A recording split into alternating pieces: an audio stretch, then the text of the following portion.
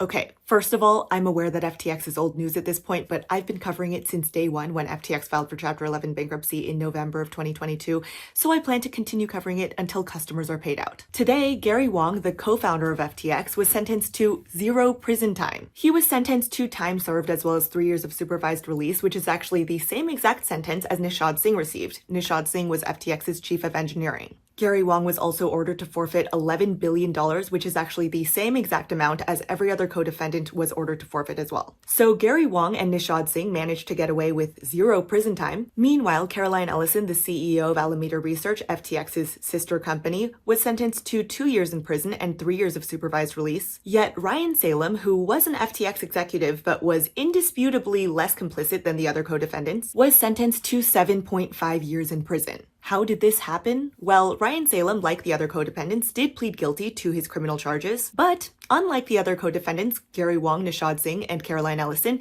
he did not cooperate with the government to testify against Sam Bankman-Fried. Sam Bankman-Fried was obviously the CEO of FTX and was obviously the government's target. So I guess the moral of the story here is that you can commit crimes as long as you're willing to cooperate with the government later and rat on the big fish. Because Gary Wang, Nishad Singh, and Caroline Ellison all cooperated with the government and testified against Sam Bankman-Fried at his criminal trial.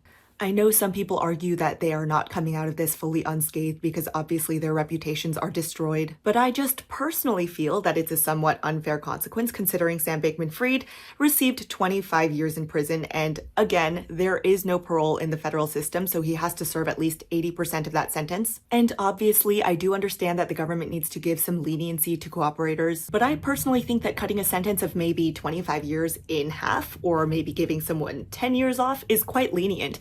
But to go from potentially 25 years to 2 or 0 is absolutely wild to me. But what do you guys think? I don't know if any of you guys follow this as closely as I do because I've been very invested from day one, but if you have an opinion on this matter, please let me know. I'm sorry if this was boring to any of you, but I love you all so very much, and I will talk to you all very, very soon. Bye. Hey, it's me, Tiff, and in case you've never heard of me before, I've been independently covering fraud and bankruptcies in the crypto space. Because of this, I know a lot of people who follow me or might recognize me were once customers of FTX. Well, that's where FTX Creditor comes in. FTX Creditor will buy your FTX bankruptcy claim and pay you immediately in USDC. FTX Creditor has actually bought more FTX claims than all of the other claims buyers combined. FTX Creditor even buys small claims as low as $1,800, all the way up to claims as large as $10 million.